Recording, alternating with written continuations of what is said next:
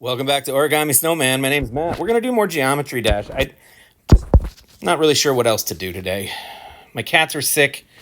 I'm very kind of bummed out about that.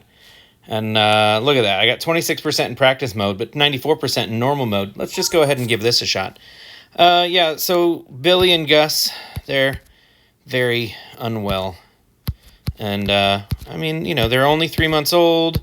They're adorable little guys, and they're not being kittens. And so, they're sneezing constantly. They're not eating. Although we did find a little litter box present today, which that's a weird thing to be excited about, but it's a good sign. So I called around and I talked to some people, and some people were helpful and some people were absent. So not their fault. Hard to be helpful when you're not there, but that's totally fine. Anyway, they're they're just sleepy little guys. So a little bit concerned about that. On happier notes and such, yesterday, so our library, I don't know if your library does this. I don't know if every library does. I only have one, just the one library, in our county. Whatever, you know how it is.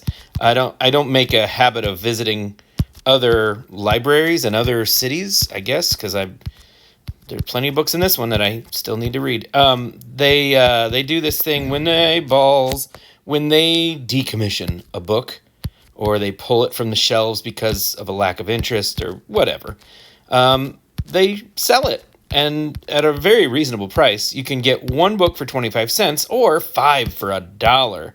And because I rarely have change in my pocket, I usually just pay the dollar for, even if I only find one book, I'll throw in $1. The library does so much. And I don't mind throwing $1 or $2 their way. It's the least I can do. But last night I was at the library looking at the shelves of stuff, and they had a couple of decent titles, and I thought let's see if I can pad this out to 5 and get my money's worth. They also had puzzles. And so I was like, well, if I can't find the requisite books up to 5, I'll just get some puzzles. I love doing jigsaw puzzles. Now, a puzzle from the library, is it a 1,000-piece puzzle or is it a 994-piece puzzle? We'll find out. It's whatever. It's basically 20 cents. So I can forgive missing pieces for 20 cents. Anyway, so as I'm standing there with a couple of books and a couple of puzzles in hand, I glanced down and about pooped my pants. One of my all-time favorite books, right there on the shelf. Mistborn, The Final Empire, hardback. It looks brand new, you guys. I'm not kidding. I could probably walk into a Barnes & Noble, put that on the shelf, and somebody would buy it. And they'd be home reading it before they were like, wait, why does the spine say, there's on the edges, there's a stamp that says Allen County Public Library. And that is the only indicator that this is not a brand new book. Now, why on earth are they getting rid of, why would they decommission one of Brandon Sanderson, one of his most acclaimed novels? I don't know. I don't care. I got it for 20 cents. It's glorious. My copy of Mistborn is sort of falling apart. It's been read several times. 3 different people, multiple times by one. And so it's seen better days. But, you kind of understand that you're sacrificing quality when you pay $20 for a trilogy as acclaimed as the Mistborn First Era. Anyway, so I got myself a sweet copy of Mistborn for 20 cents. Also some puzzles and a couple other dumb books that I don't really care about. But Anyway, what else? Oh, yeah. I'm making all sorts of interesting headway with my little unnamed writing project that I don't really know what I don't know yet. I don't have it planned out. It could go any number of ways, but at the moment it's looking up. It's a character I enjoy, and and I have interesting plans for this character that involve me probably overstepping my bounds into a culture that I know very little about. However, I'm very supportive of, so I want to do right. But I got a couple of people who I think I could probably ask for some advice, or, hey, read this and tell me if I'm being ignorant, and I think they would help. They've helped me in the past. And so that's awesome. Very much appreciate having them around. I haven't really talked to them about them helping me.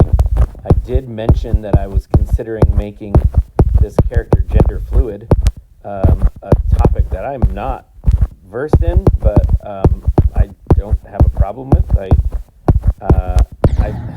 It's always those spikes. It's an aspect of the queer community that I think is among the most misunderstood.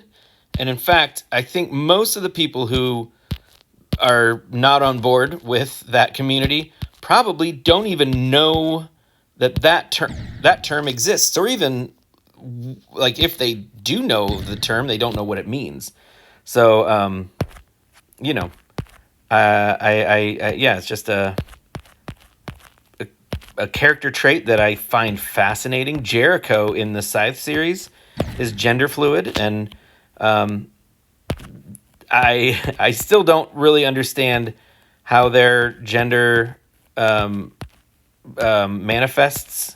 I can't remember. It has something to do with night and day, or the sun, or something. I don't remember. But I thought that was actually fascinating. So I'm not trying to copy anything here, but, and I want to make sure I'm being careful that I'm not portraying gender fluidity as like a mental illness. And so I got to, walk gently, not try to sound like an expert, not try to sound like the champion of the people, but like, I want to do right by these kids and give them a role model that they can be proud of. So I think I'm just gonna maybe gender fluidity and non-normative gender identities and non-binary. I think that's gonna probably just be part of this world. Like it's just taken for granted, as it should be, as just this is part of who we are, part of all of us, and we can live with it. If you can live with it, so can I.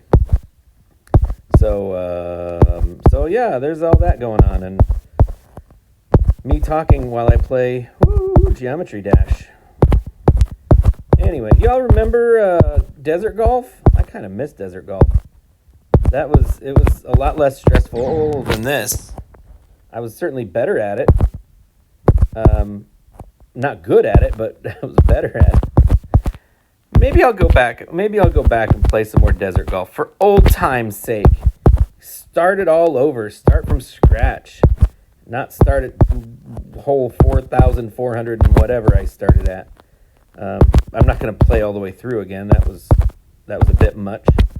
That got stressful. Just the weight of me trying to finish this.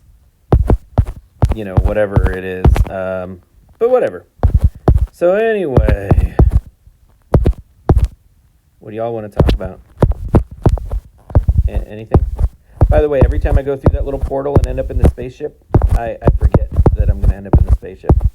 And then I struggle. Okay, don't hit those two. Don't hit those two. Son of a fucking jabba. I'm going to do better this time, you guys. I got to 94%. I can do it. Uh-oh. Uh-oh. Allergies. My eye's burning. It's okay. It's not the one I use anyway. Uh-oh. Uh-oh. It's crossing over.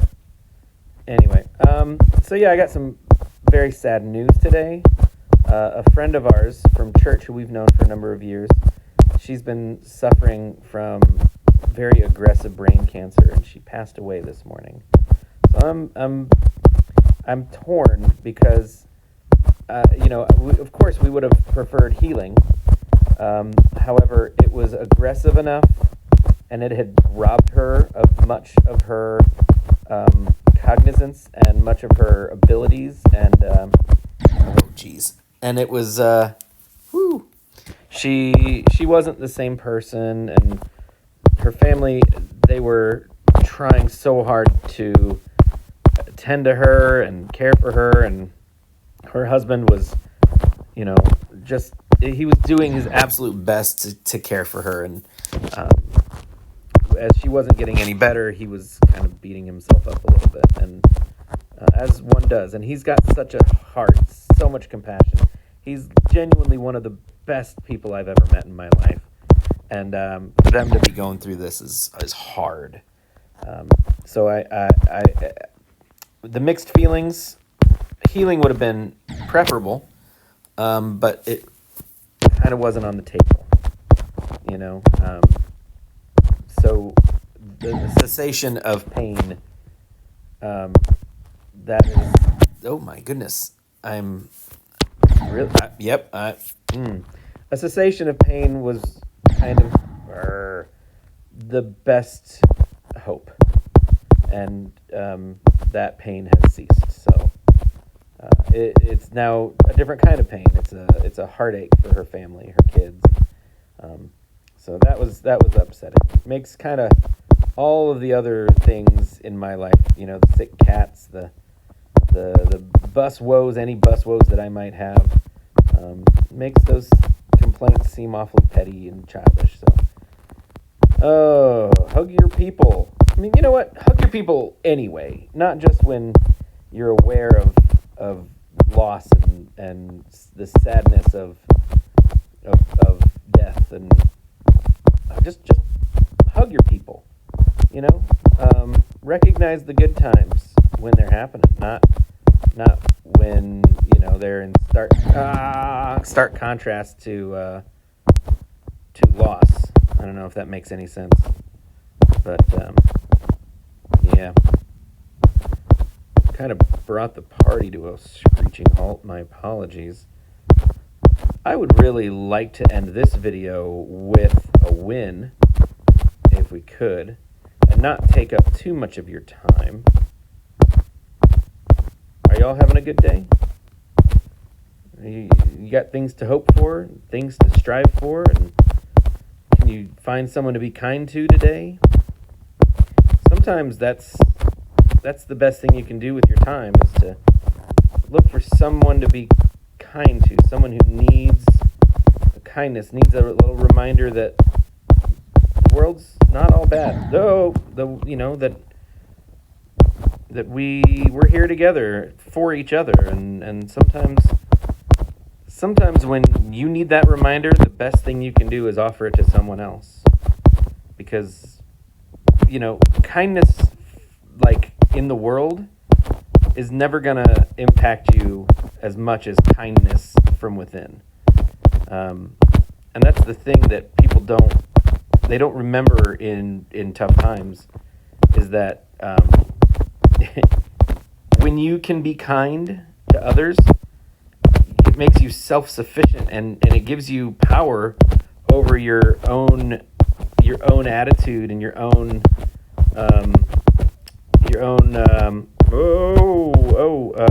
help me out here, your own perspective of a situation.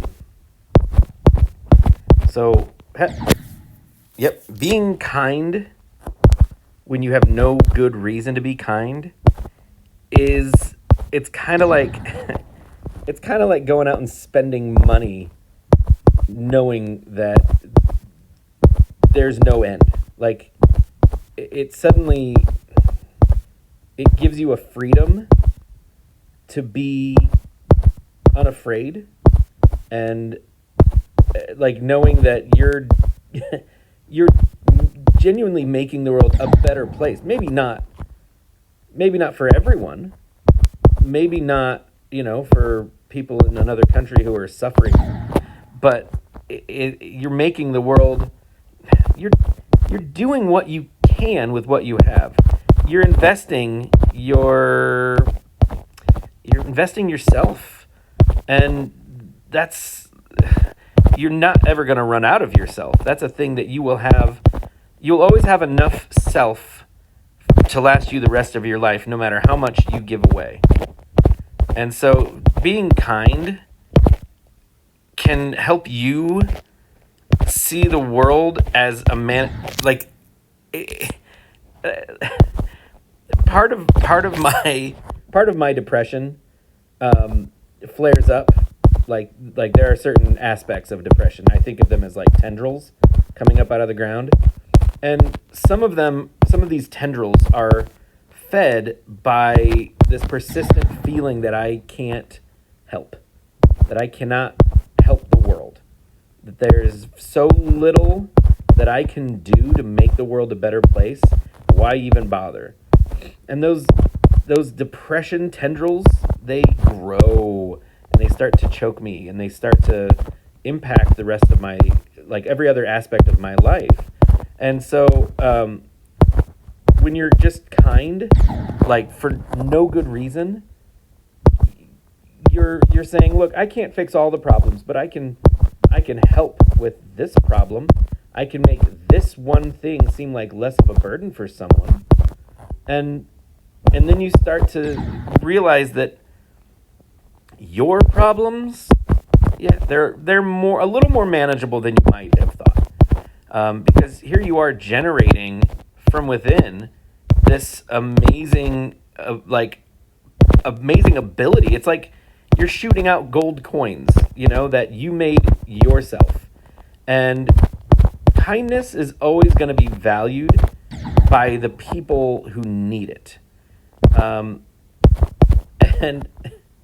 there will always be people who don't understand why you would help someone if there's nothing in it for you.